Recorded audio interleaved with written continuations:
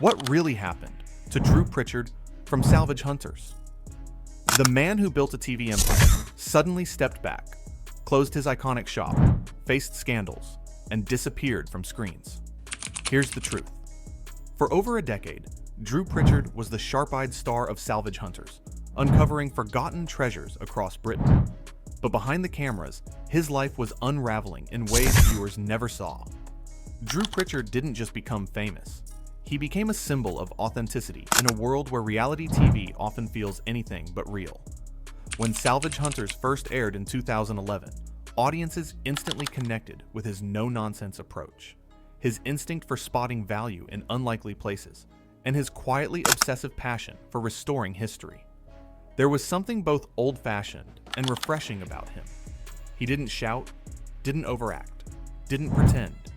He dealt, he negotiated, he restored, he sold, and millions of people loved it. Every episode felt like a journey into hidden corners of Britain, rambling barns, forgotten factories, private estates, rusty workshops, even overgrown fields where relics sat untouched for decades.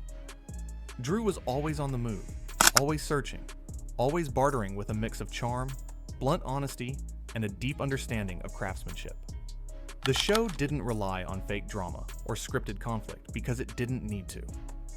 Watching a genuine antiques dealer at work was captivating on its own.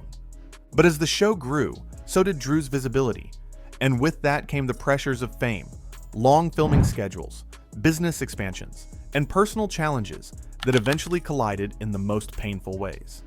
What seemed like a simple TV show was actually a high-pressure machine behind the scenes, one that gradually took a toll on Drew's life, his marriage, his finances, and his peace.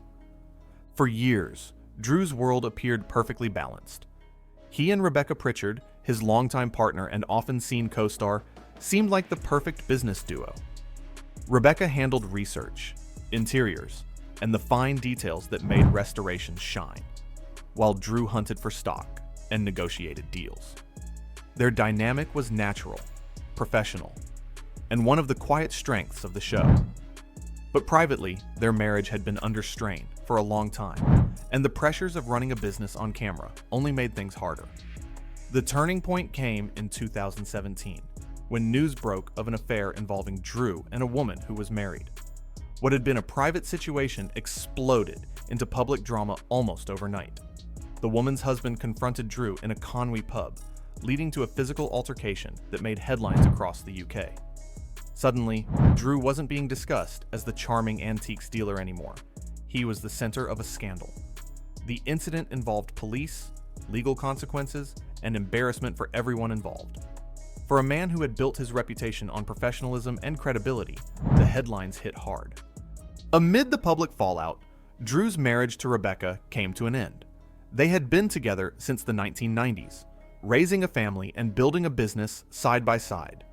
Despite the painful split, both continued to work together professionally for several years, a testament to their commitment to the show and their audience. Eventually, Rebecca stepped away from Salvage Hunters, choosing a quieter, more private path, while Drew remained the face of the franchise. As if the personal turmoil wasn't enough, Drew plunged into one of the most ambitious restoration projects of his career.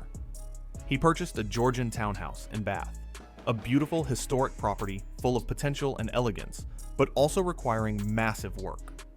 Initially, Drew planned a budget of around £200,000, but reality immediately outpaced expectation.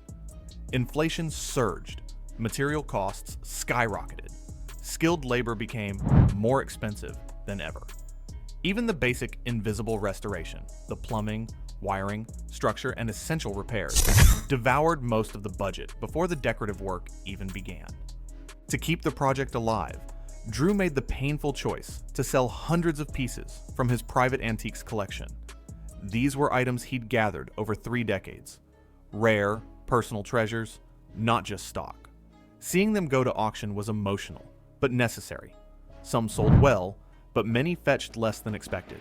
And even after liquidating so much, Drew couldn't complete the entire restoration. He made a practical decision: finish the top floors enough to live in, and pause the rest. For a man who prided himself on meticulous restoration, living inside an unfinished project was a reminder of how unpredictable the antiques and building world can be, even for an expert. While Drew was wrestling with his personal life and financial pressures, another symbolic chapter in his career came to a close. His beloved Conwy Antiques shop, which had become a pilgrimage site for fans around the world, shut its doors. The shop was more than a business. It was a landmark, an extension of the show, and a physical representation of Drew's taste and talent. Tourists loved it. Locals appreciated the energy and attention it brought to the area. But Drew said simply that it was time for new pastures, and with that, an era ended. A restaurant group eventually took over the iconic building, but to fans, it would always be Drew's place. Amid these changes, viewers noticed something else: the disappearance of John T.T., Drew's lifelong friend and on-screen companion. John had become a fan favorite, not for his antiques expertise, but for his humor, warmth, and the easy friendship he shared with Drew. Their banter felt real because it was real. They had known each other since childhood. But television requires constant filming, traveling, and committing long stretches of time to production. When John's contract ended, he simply chose not to renew it, preferring a quieter life without the cameras. His exit was natural, not dramatic, but it added to the feeling that the original Salvage Hunters family was slowly dissolving. After all these shifts, another major change arrived. Drew confirmed that the 20th season of Salvage Hunters would be his last. After more than a decade on TV, hundreds of episodes, thousands of deals, and countless miles on the road, he stepped away. He explained that he had thought about it for a long time and felt the moment was right. The travel, the filming schedule, and the pressure had added up. He needed space for himself, for his work, and for his life. Importantly, he didn't leave with bitterness. Drew openly said he was proud of the show and proud of the team. He encouraged fans to support the new cast members, trusted dealers and restorers who had appeared on the show for years and were ready to take on bigger roles. For Drew, it wasn't a goodbye to antiques, only to the cameras. So what is Drew Pritchard doing now? Despite the public scandals and professional shifts, he hasn't disappeared. He still buys, restores, and sells antiques, but quietly and mostly online. His Bath townhouse remains a long-term project, something he works on gradually rather than all at once. He's also spending more time on personal passions, like classic cars, another deep love that predates his TV fame. And perhaps most importantly, he's living life on his own terms, away from the relentless attention that came with being the face of a major television franchise.